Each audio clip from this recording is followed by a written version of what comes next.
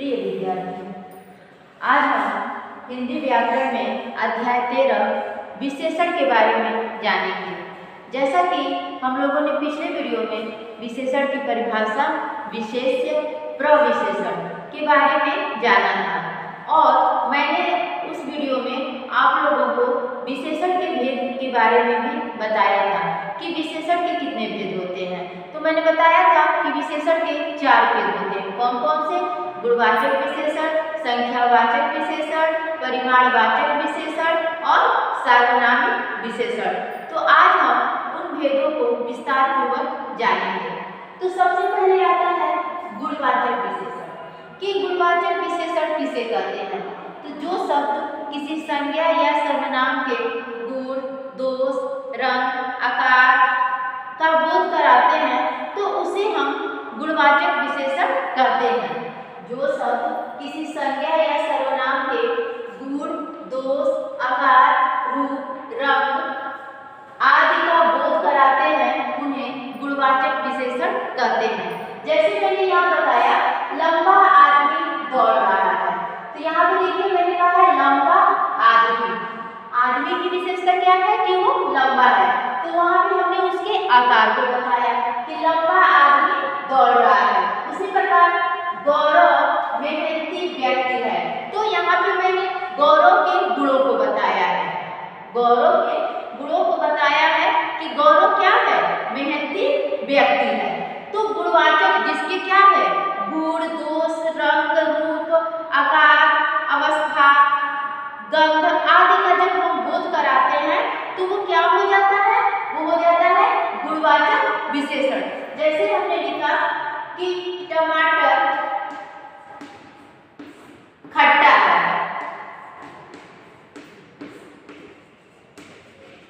तो यहाँ खट्टा क्या है? टमाटर के अपने गुणों को बताया, उसके स्वाद को बताया कि वो क्या है? खट्टा है। तो ये क्या हो जाएगा? गुणवाचक विशेषण। अब हमारा दूसरा आता है संख्यावाचक विशेषण कि संख्यावाचक विशेषण किसे कहते हैं।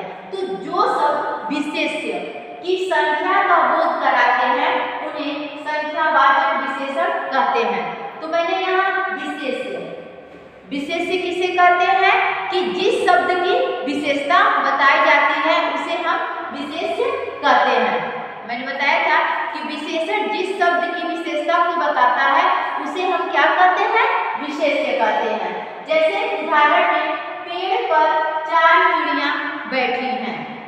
पेड़ पर 4 चिड़ियां बैठी हैं, तो ये चिड़ियां क्या है? यहाँ पे विशेष्य।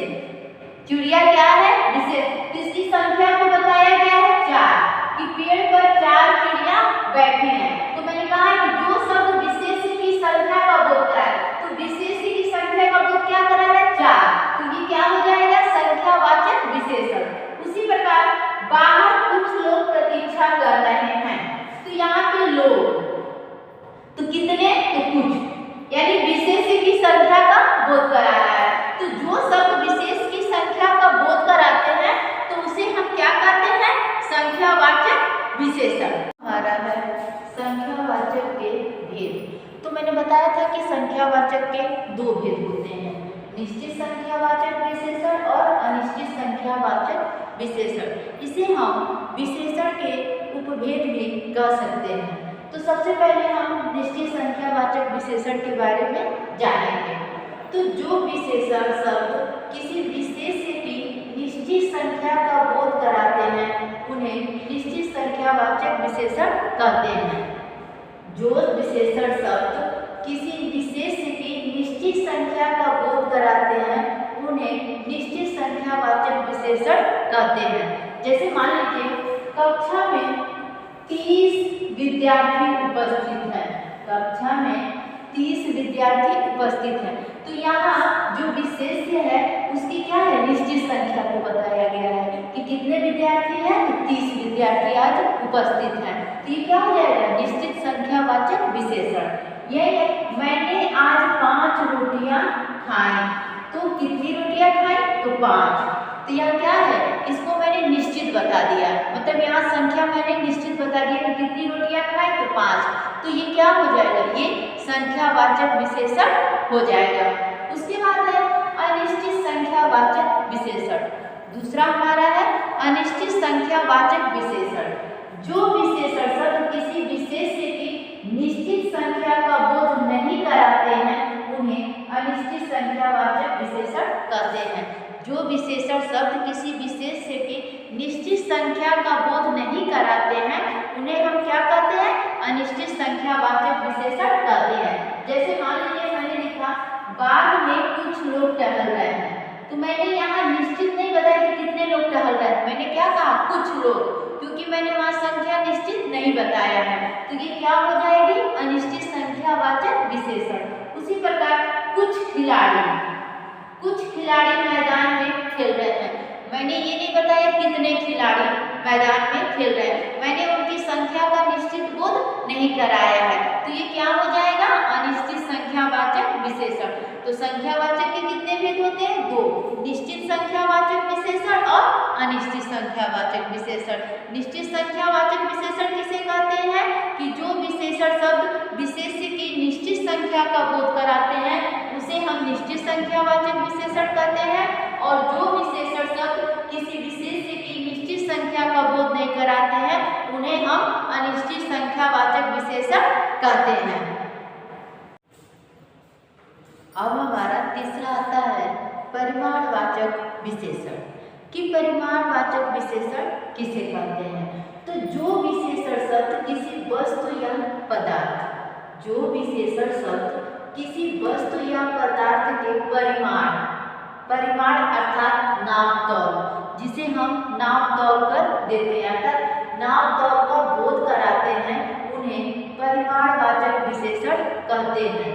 मतलब जो विशेषण शब्द किसी वस्तु या पदार्थ के परिमाण अर्थात नाप तौल का बोध कराते हैं उन्हें परिमाणवाचक विशेषण कहते हैं। जैसे उदाहरण द्वारा अगर समझिए, मेरे सूट में 4 मीटर कपड़ा लगता है, मेरे सूट में 4 मीटर कपड़ा लगता है।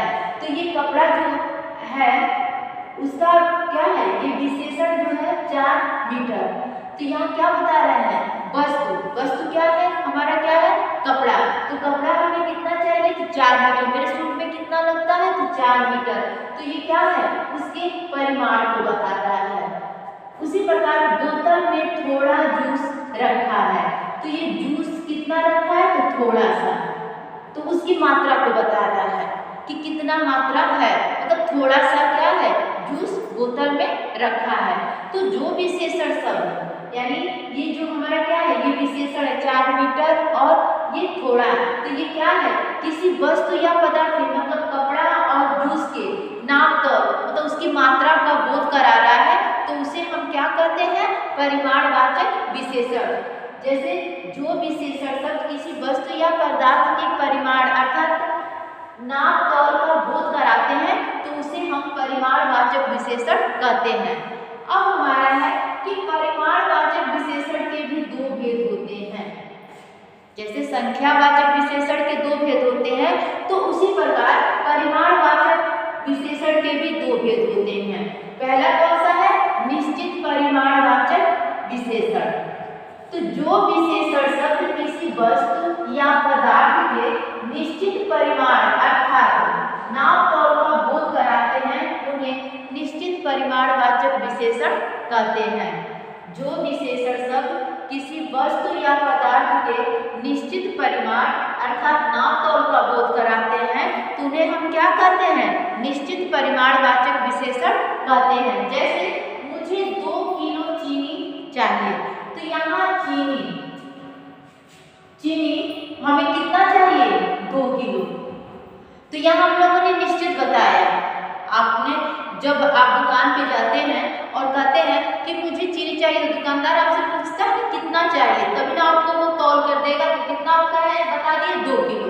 तो यहाँ हम लोगों ने निश्चित उसका परिमाण बता दिया कि मुझे 2 किलो चीनी चाहिए। उसी प्रकार मैंने 4 लीटर दूध खरीदा, मैंने 4 लीटर दूध खरीदा, मैंने निश्चित बताया कि मुझे कितना दूध चाहिए, मैंने दूध कितना खरीदा है, तो 4 लीटर। तो जो विशेषण शब्द किसी वस्तु या पदार्थ के निश्चित परिमाण का बोध कराते हैं तो परिमाणवाचक विशेषण कहते हैं। जैसे यहाँ पे जो ये विशेषण है 2 किलो, ये 4 लीटर, तो चीनी और दूध क्या क्या किया है, निश्चित परिमाण का बोध कराया है, तो इसलिए ये क्या हो जाएगा, निश्चित परिमाणवाचक विशेषण। और दूसरा है अनिश्चित परिमाणवाचक विशेषण। परिमाणवाचक विशेषण का दूसरा भेद हो जाएगा अनिश्चित परिमाणवाचक विशेषण। जो विशेषण शब्द किसी वस्तु या पदार्थ के निश्चित परिमाण अर्थात नाप तौल का बोध नहीं कराते हैं, उन्हें अनिश्चित परिमाणवाचक विशेषण कहते हैं। जैसे मैंने उदाहरण में लिखा, मुझसे थोड़ा पानी गिर गया, मुझसे थोड़ा पानी गिर गया, तो मैंने तो यहाँ पे मात्रा का बोध कराया नहीं कि कितना पानी गिर गया, 1 गिलास या 1 जग, 1 बाल्टी, मैंने यहाँ पे कुछ भी यहाँ पे मात्रा का बोध नहीं कराया है, तो ये क्या हो जाएगा, अनिश्चित परिमाणवाचक विशेषण।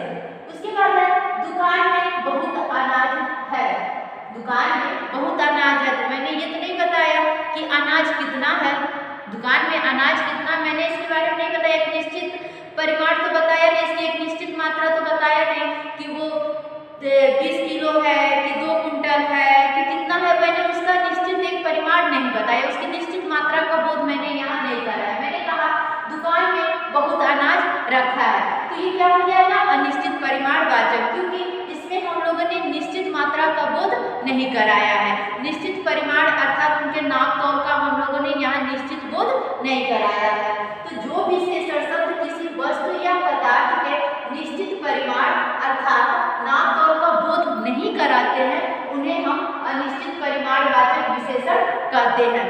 तो इस प्रकार विशेष परिमाणवाचक विशेषण के कितने भेद होते हैं, तो 2, निश्चित परिमाणवाचक विशेषण और अनिश्चित परिमाणवाचक विशेषण। निश्चित परिमाणवाचक विशेषण किसे कहते हैं, तो जो विशेषण शब्द किसी वस्तु या पदार्थ के निश्चित परिमाण का नाप तौल अर्थात नाप तौल का बोध कराते हैं, निश्चित समझ गए ना, निश्चित अर्थात उनके परिमाण नाप तौल का निश्चित बोध कराते हैं, तो उसे हम निश्चित परिमाणवाचक विशेषण कहते हैं। और अनिश्चित कि जिसमें किसी वस्तु या पदार्थ का निश्चित बोध नहीं कराते हैं, अर्थात उसके परिमाण और नाप तौल का निश्चित बोध नहीं कराते हैं, तो उसे हम अनिश्चित परिमाणवाचक विशेषण कहते हैं। अब उसके बाद हमारा है चौथा सार्वनामिक या संकेतवाचक विशेषण।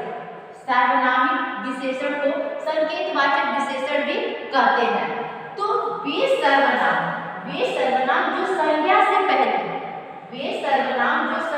पहले प्रयुक्त होकर उनकी विशेषता बताते हैं, उन्हें सार्वनामिक या संकेतवाचक विशेषण कहते हैं। जो सर्वनाम संज्ञा से पहले लग के और उस संज्ञा की विशेषता को प्रकट करते हैं, तो उसे हम सार्वनामिक या संकेतवाचक विशेषण कहते हैं।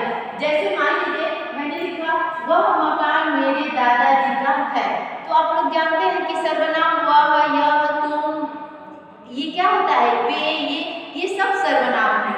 तो जैसे मैंने यहाँ लिखा वह मकान मेरे दादाजी का है, तो यहाँ मकान क्या हो गया, संज्ञा, और वह क्या हो गया, सर्वनाम।